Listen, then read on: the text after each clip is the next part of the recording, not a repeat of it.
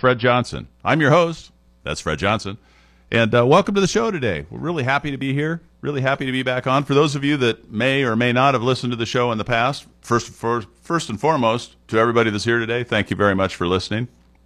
For those of you that have been tuning in the past, you may have noted that we've taken a vacation for the last couple of months. We've restructured a few things.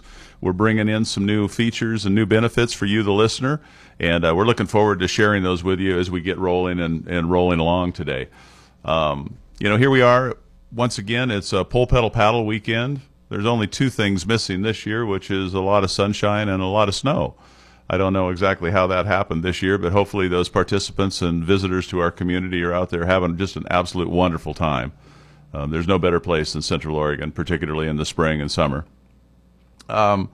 So as I mentioned, there's been a couple of things that have changed with our show, and after all, the show is about you, the listener, and we're talk real estate, and that means that we would like to have people like you participate in the show. So you're always welcome at any time to call us here at the station, 541-388-1110, and we can participate and discuss any of the topics that may be of interest or some of the hot buttons that we have here in our community.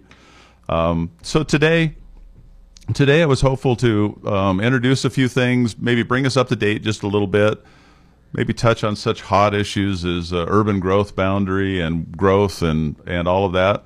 There's been a number of things as recently as in this morning's bulletin printed about our appreciation and how the market is absolutely exploding.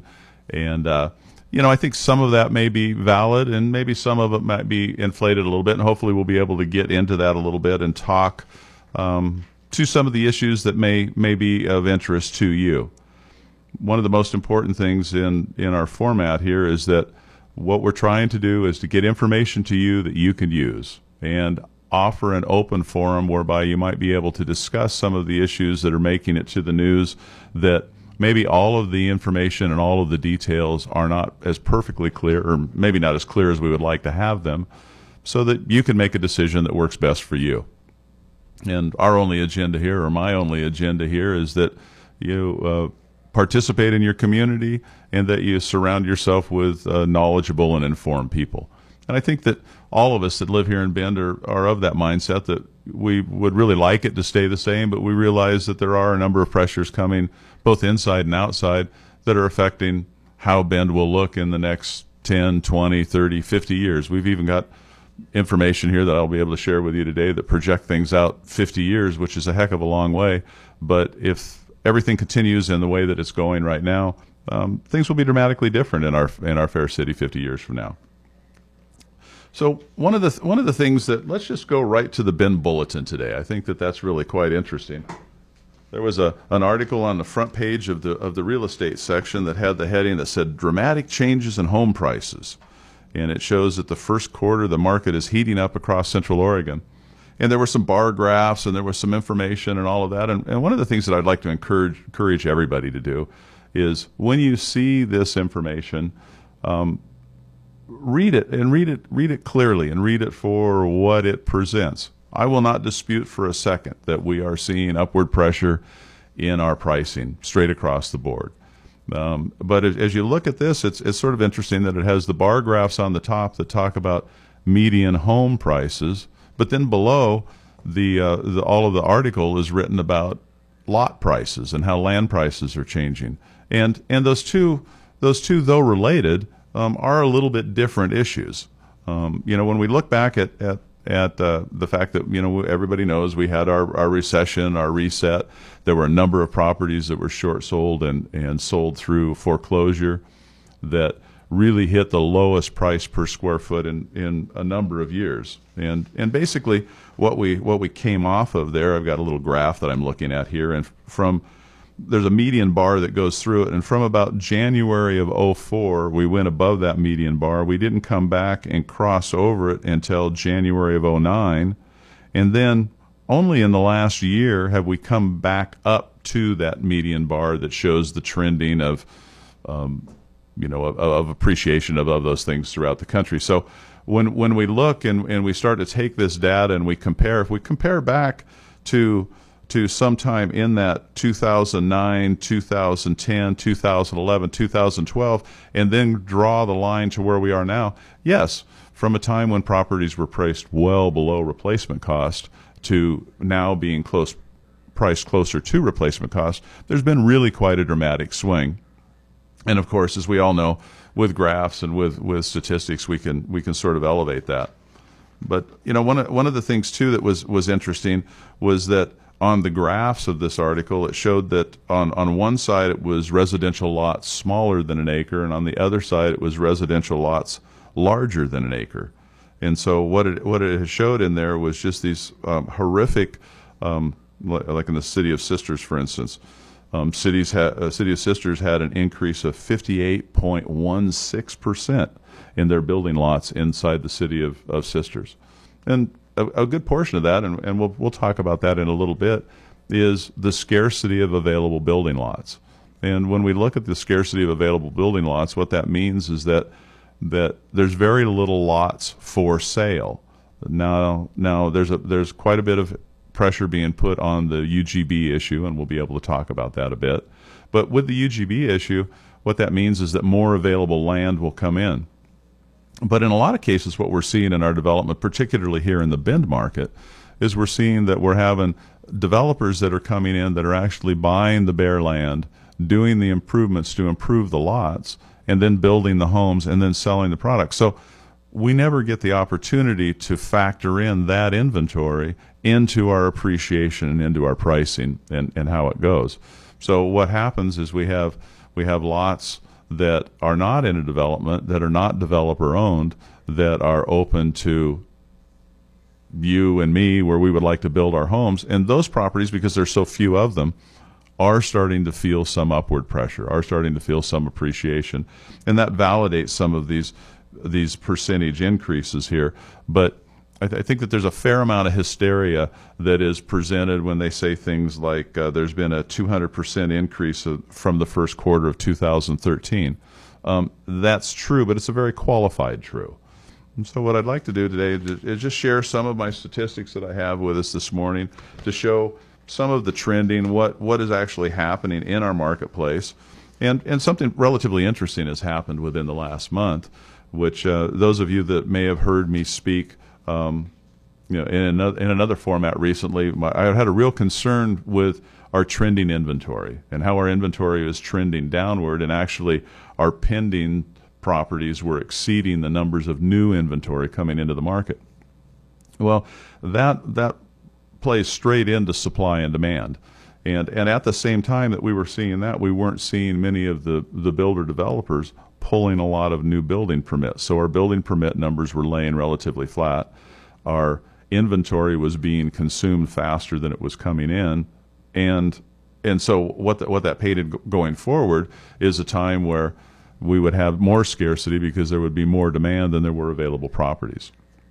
One of the interesting things that I ran this morning, just out of curiosity, is as we look at the number of available properties that are out there in the market, in that market under $300,000, there's currently 123 properties available under $300,000 in the city of Bend.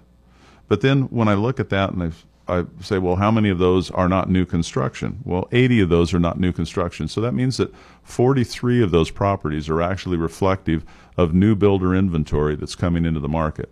And I think that is the one thing that has changed fairly dramatically in that sector of the market, in our affordable sector of the market, if you will, is that what we're seeing some trending, but we're seeing much more developer inventory, much more new inventory coming into the market, and not an awful lot of existing homes. So as we do that, then the new properties will establish value, and then that's what's then moving across to actually validate the article in the bulletin about how the rural properties and those properties are starting to see more value because the property prices in town are going up. Again, you're listening to Talk Real Estate with Fred Johnson. You can call us anytime here at the station, 541-388-1110. Be more than glad to talk to you about any of the issues that you have coming up. And this next segment, what we'll do is we'll get into a little bit of some of the issues, some of the hot issues that we've been having here in Bend. And that have made the press, and we'll be able to talk through some of those, and hopefully you'll be able to call in at that time.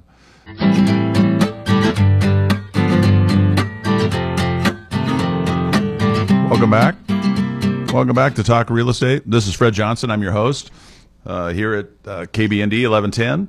And remember, this is Talk Radio. I'd like to give you the phone number one more time, 541-388-1110. Please feel free to call in and ask any questions. We'd be more than glad to discuss some of your issues. Right before the break, we were talking about home inventory and what was happening with some of the dwindling inventory. And I just had one more little bit that I wanted to share with you that I think really sort of amplifies the topic considerably, and the vast majority of our market in the Bend area is between $200,000 and $300,000 for home prices. And currently, there's 138 properties in that sector of the market that are currently active. However, over the last 12-month period, we've sold 975 in exactly that same price point.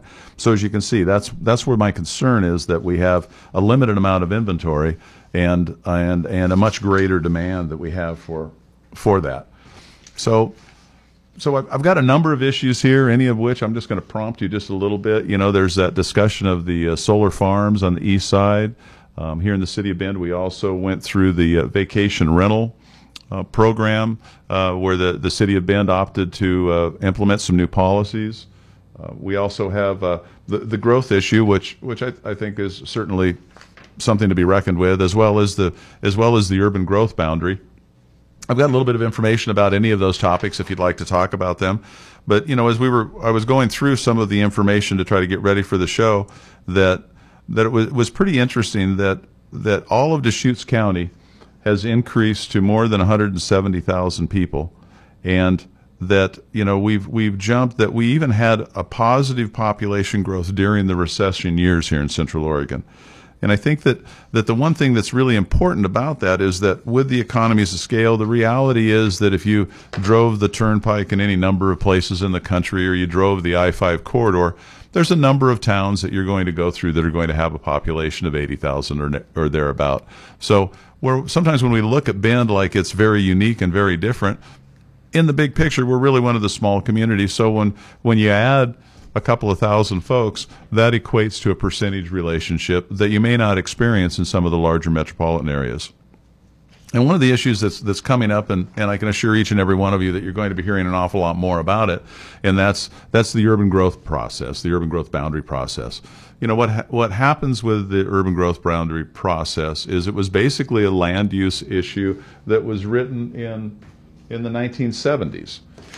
It was written in the 1970s by Hector McPherson, was a dairy farmer over in the Willamette Valley, and basically the purpose of the urban growth boundary was to keep productive land in production. And what that means is that we'd like to see our arable land, our farmland, remain in production. We'd also like to see our timberland, our forest, remain in production for the lumber industry as well. And so the purpose of the land use LCDC and the urban growth boundary process was to try to keep the residential development within that halo that was around each city, increase the core area density so that it would allow a lot more of the open spaces to remain open, which is absolutely wonderful. But it was sort of written as an all or nothing policy. And by that, what I mean is that if 80% of the policy was agreeable and 20% of the policy was not agreeable, then it was thrown out to be completely reworked and redone. And our own Newt Bueller has passed some legislation at the state level to hopefully amend that portion of the process a little bit, to hopefully allow that as we arrive with the good, we can establish the good and take that and then work on the items that need to be worked on. So as we look back on the city of Bend and where we are and what has happened in that process, we basically tried to ask for an 8,000 acre expansion last time through, and sort of violated a couple of the guidelines within LCDC, one of which going straight from exclusive farm use land straight to residential land. And basically what the process allows for is a little bit of a buffer zone in between there. But you know, one of the problems with the urban growth process as it is written currently is it takes so long. So for areas that are growing like Bend, by the time we get through the process, by the time it's heard at the state level and it comes back to here, we're looking at a minimum of 10 or 5 or 10 years before there would be any additional land available that would be able to offset some of this upward pressure on the existing building lots and the building that's happening in town. And that's where the real pressure comes in. And my call out to each and every one of you is that, as you live in your town and you want to be involved in your community, get aware of the issues that are being discussed, so that at least you have a working knowledge of them, because some of the issues, though they're presented with an awful lot of emotion, may not necessarily represent your best interest or your intended best interest. One of the things too that we could discuss here somewhere along the way is systems development charges. That's a really great topic that's been presented numerous times as a way to penalize these builders and developers for impacting our town, and we need to elevate their expenses to come in and to build homes. But the ones that it affects most dramatically, quite honestly, is the lower end of the market. If our systems development fees are in excess of $20,000 and we have a number of people that are trying to buy $200,000 homes, basically what happened is we increased the price of those homes by 10%. That's a 10% increase just in systems development charges. And I think that a lot of the people that embrace the ideology that we were going to penalize the corporate entity, the big builder developer, if you will, really doesn't play out. And the sort of the inequity in that is that fee is the same whether you're building a $200,000 home or $1 million home. So maybe there's a little something in that fee or tax or whatever we choose to call it that could use a little bit of input from us here in the community. Excuse me. On kind of a lighter note, but also equally important, we recently have had some discussion about providing 200-acre solar farms out on the east side of Bend. Well, that's really great, and on one side of our mind, we absolutely love to see alternative energy coming into our area, and can't think of anything better than to have no fossil fuels and a cleaner environment to embrace this project in Deschutes County, which I think is 100% on the mark. However, for those adjacent property owners that are living there, what they're looking at is having a 10-foot barbed wire fence that will be one of the boundaries of their rural acreage property that they've known and lived on for a number of years. So there needs to be some compassion for our fellow citizens that live in our community, so that we can arrive at some of the goals and some of the things that we would like to do, but at the same token, be respectful of those other people that are still here. Bottom line, I got a kick out of this article. Bottom line is energy comes at a cost, and it is going to cost somebody something. And that's where, as members of our community, that's where it's a good idea for us, I think, to get out there, get involved in those issues that are important, and let our voice be heard. Again, you're here at Talk Real Estate on FM News 100 and KBND 1110. One of the things that I'd mentioned to you this week is that we've been trying to do some different things to bring the show to you. There's been a little bit of rework on our website. We're hopeful to have an app up and running so that you'll be able to get some on-demand play.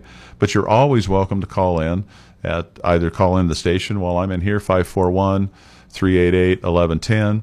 You can always leave a message at my website, which is just simply askfredjohnson.com. Please, if you go to my website and askfredjohnson.com, give me your input. What topics would you like to have discussed? Is there somebody that you would like to see interviewed or hear interviewed, so that maybe you might get a little more insight into their topics and their issues? And I'll give it my very level best to try to get that information out here so that we can discuss it. During our next hour, I'm hopeful, or during our next segment here, one of the things that I'll mention in hopefully a lighthearted way is our vacation rental issue that just recently received an awful lot of press and an awful lot of attention here in Central Oregon.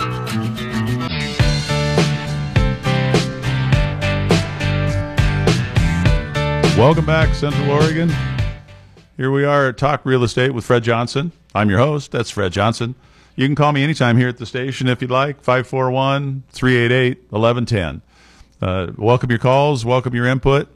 I might even have to go so far as to offer an incentive and talk about some of my sponsors today. Excuse me. Boy, I don't know why that word got away from me. But talk about my sponsors, one of which is Red Carpet Car Wash. That's what I'm going to do. I'm going to offer a car wash at Red Carpet Car Wash. If someone would like to call in today and offer a question or have a little bit of input. So one of the things that was interesting here in Bend just recently was the vacation rental issue. And it really played out to be really quite interesting. And I'm going to quote some stuff from an article that's written here by Taylor Leeds here at the Bend Bulletin on the 9th. And it was pretty interesting process that we went through. And there's some question at this point in time how much was really gained by going through that process. And maybe we'll be able to discuss that a little bit more. Let me see how my phone's working here and see if I can get online. Hello, thank you for calling Talk Real Estate. This is Fred Johnson. You're on the air. I think you're on the air.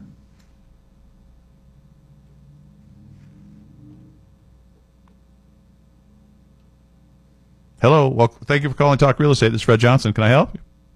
Yes, I would like to know how the drought situation is going to affect the real estate market in your area. The drought situation is going to affect the real estate market here in Central Oregon. Here in Central Oregon, we get an awful lot of our water from the aquifer, and according to those folks that are in the well business and in the aquifer business, we're not seeing an awful lot of negative impact at this point in time. However, we're getting some for the residential and commercial irrigation, as far as limiting the hours of irrigation, as well as there's a gentleman here in town who we're going to have in a couple of weeks, Fred Swisher, that's written a book about some of the landscape changes that we could make around our homes to be more efficient with that water use. But I think that the one place where we're going to see the most impact as a result of the drought is through immigration, where we're seeing more and more of those folks that are coming up from California that realize the urgency of the drought and how it's affecting their community down there. Does that answer your question? Well, thank you so much for the call. And let me see. I think I've got another one here. Hi, thank you for calling. Thank you for calling. This is Fred Johnson. You're on Talk Real Estate. Hello? Hello. Can you hear me?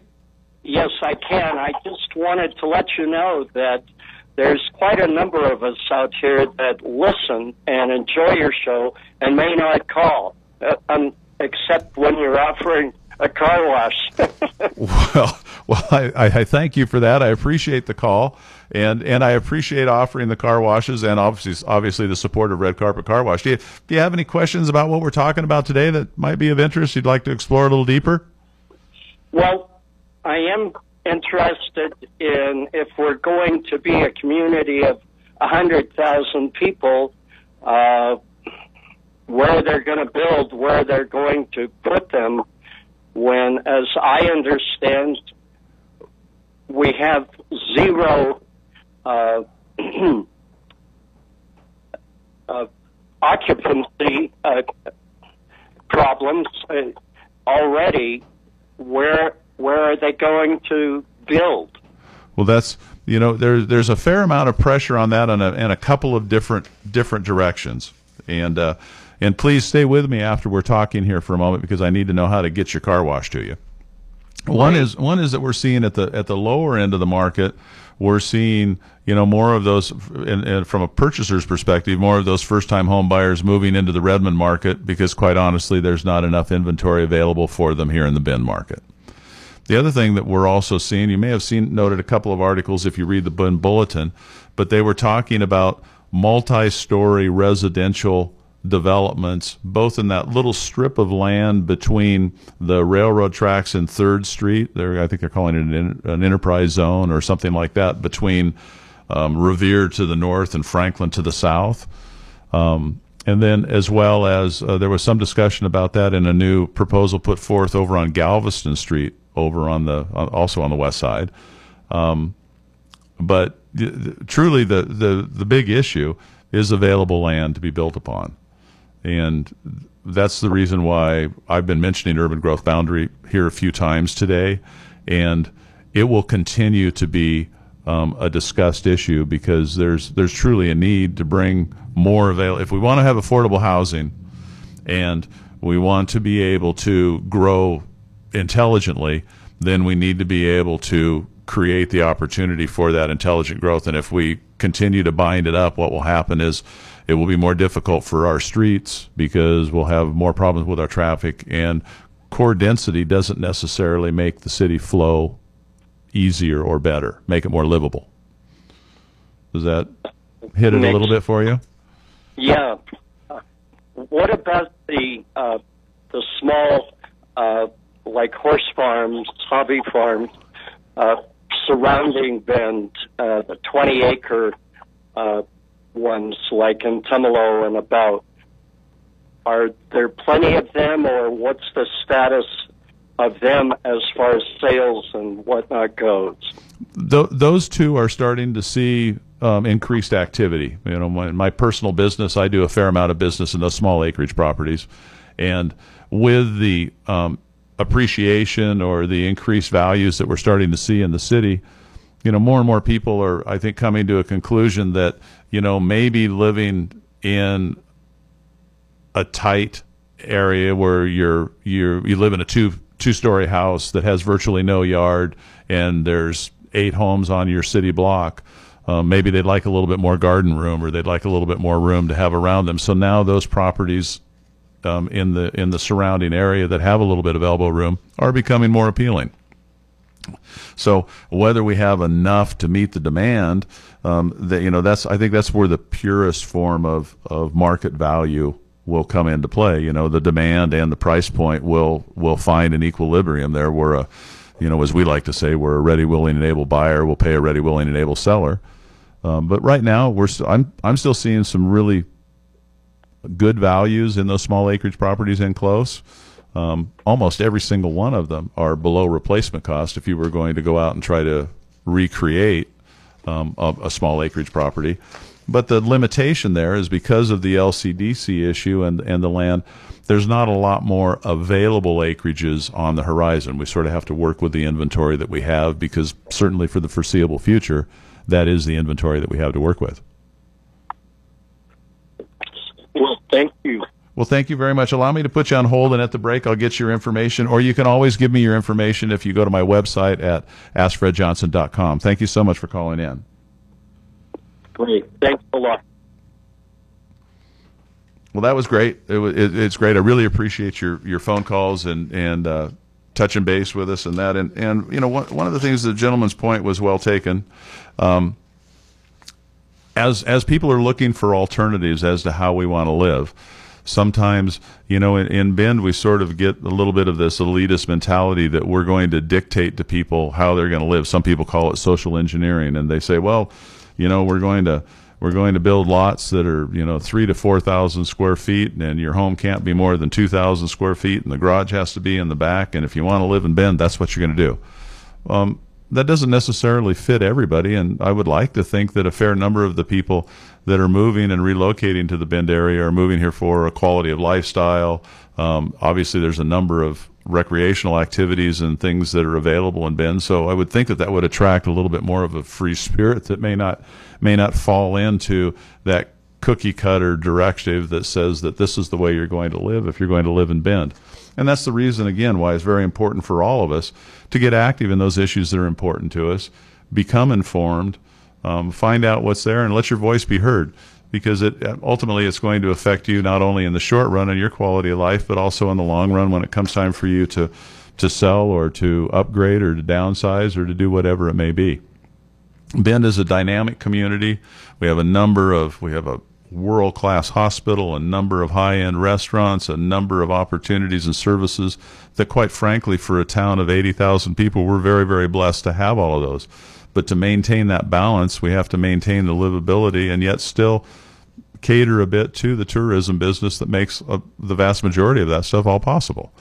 So again, we're getting ready to go for the break, go down the last segment here. I'm just so thankful to be back on the air, and thank you for listening. You can call us anytime here at the station, and that's 541-388-1110.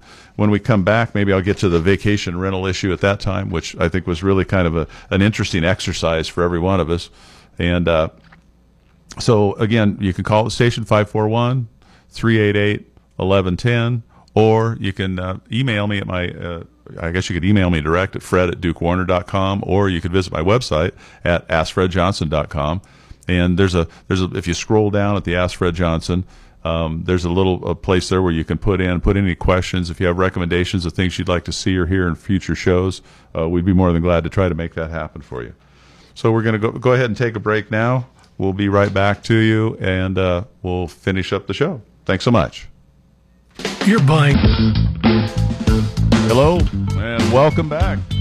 We're on Talk Real Estate. I'm Fred Johnson. I'm your host, and thank you so much for being here. For those of you that are just tuning in, we're a Talk Real Estate show about real estate here in Central Oregon, and your calls are always welcome, 541-388-1110.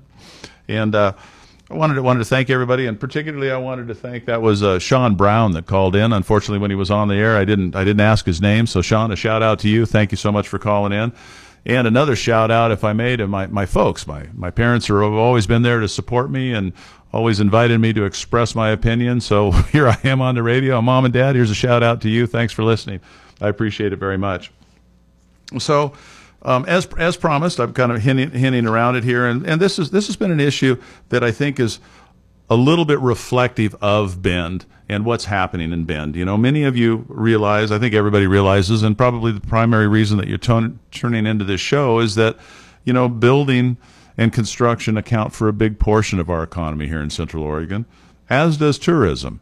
And tourism is really the fuel that really makes it all go. It exposes us to the market. It's what fuels our growth. It's what fuels so many things. But most importantly, to those of us that live here, it's the thing that provides so many services to us and great facilities to use, because they're supported in good part by the tourism dollar that comes in. But one of the things came up, and it was really quite interesting, and I know you've heard me say this a couple of times today, but you know, it's sort of a call to action to each and every one of us to be involved in our community and to seek counsel, to have people around us that are knowledgeable, that are informed, and really have an idea of what's talking. You know, my dad probably is going to like this, that I'm going to say. You know, there's three kinds of people in the world out there. You know, there's people that make things happen, there's people that watch things happen, and there's people that wonder what happened. And I think in big part, the vacation rental issue was sort of one of those. You know, basically we had a very small number of people in the Bend community that had, excuse me for stating my opinion, a little bit of a self-serving interest, and went to the city to establish policy and push that policy on. There were a good number of folks that had absolutely no idea what they were talking about. And what they were talking about was short-term rentals, vacation rentals, however you would like to classify them. Short-term rentals are rentals as termed by the city of Bend, anything less than 30 days. But what that allows for is homes and condos that are not hotel rooms or motel rooms, that are fully furnished, that fit the needs of people or families when they want to come. There are some that come just like going to the coast, that will rent the same house for their ski vacation over the holidays, and family members come from all different areas to come to rent that house for a week, 2 weeks, be able to ski, cook their meals, bond, and have a great experience that they'll cherish for a lifetime. There's a number of people that are considering relocation to Bend, and they will come and they will rent a house for a month or 2 months just to get a feel for what it's like to live in the area, to see what areas they might be interested in, or maybe even look at a potential job opportunity and look at the opportunity as well as the community at the same time. There's a number of people that are working, and they're only going to be here for a short period of time because it's a construction site or something along that line. There's also, you know, my kids play sports, and some of the families use the short-term rentals for their teams, for their basketball teams or their volleyball teams or whatever that may be, so that they can travel somewhere and not have to eat out while they're there for the tournament. They can stay in a house, they can cook their own meals, and they can have some bonding time and have it all put together. So So then there was an emotionally charged issue where it was like all of these people show up with kegs of beers and half gallons of vodka, and it sounded like it was this ongoing frat party that appears in Bend every weekend, and we've got to stamp it out. And so the city then went through this process of how we're going to, which, by the way, if you're interested in these and the reality that it's not just indicative of the Bend area, but it's all throughout the world, you can go online to go to Airbnb or VRBO, go to those websites and take a look at some of the vacation areas and some of the cool opportunities that are out there. But anyway, this group got together and said, hey, we don't want to have that in our backyard anymore. We don't want to do that. We want to squelch it. And so they went through the process of the city and had the issue heard by a very small number of people. The city even went so far as to spend, and once again, I'm picking through an article here by Tyler Leeds from the Bulletin, spend $134,600 so that we could then have a task force that would make recommendations to the city as to what that would look like. Now, there was a lot of highly emotional testimony. There were a lot of people that gave it the nod in my backyard. And, I moved into downtown Bend because I wanted to live in a cul-de-sac and my kids play stickball. And what happened was it turned to the point that our council members decided not to listen to the recommendations of the task force. Went with the density issue that basically what it allows is that, get this, because this is pretty funny. It allows that if there is a vacation rental in your neighborhood, that somebody else can't have one within 250 feet of that property, and it's of the property boundaries anywhere that it intersects. So if it only touches 3 inches in the back corner of your property, such as my property downtown, if I had my property as a vacation rental, my vacation rental would affect 44 adjacent property owners. So basically what it allows for now, because we're going to limit those, is that somebody that has absolutely no intention of having a vacation rental would be able to go to the city, apply for the permit, pay the fee, and thereby block anybody for those 44 properties from being able to pursue their rights as a landowner to be able to have their own vacation rental. So in other words, it would allow somebody else's agenda to dictate what you could do on your land. Where, in my opinion, and I'm speaking only in my opinion, I think that this was an opportunity where the city could have regulated a little bit more, established a tax base, and really not made a difference of short-term rentals or long-term rentals. The reality is rental properties are rental properties, and if the OSU campus is going to extend, we are going to have a need for some good neighbor policy that holds owners of rental properties accountable for their tenants, whether they're long-term college students or they're short-term doctors that are anticipating moving to Bend. So maybe those properties that advertise as a commercial enterprise on Airbnb or VRBO, maybe those would be required to license, those would be required to pay a bedroom tax, and that in revenue that would be generated would help the city support the program. I think that the city completely missed the mark on this one, and an awful lot of people in town had absolutely no idea what was going on. Well, it looks like it's getting time for us to wrap it up today. Again, I'd like to invite you to my website anytime, and that's AskFredJohnson.com. There's a place where you can write comments, or you could email me direct if you'd like, which is just simply fred@dukewarner.com. I'm here. I'm always available. We'll see you next Saturday. Please feel free to call in. I'll give incentives here and there as we go. But I would really look forward to having your input as to maybe someone that you would like to have interviewed, a topic that you would like to have discussed. There's a number of things that affect us and our quality of living here in Bend, and I think each and every one of us have a vested interest in seeing that go forward. Have a wonderful week, and thanks so much for tuning in to Talk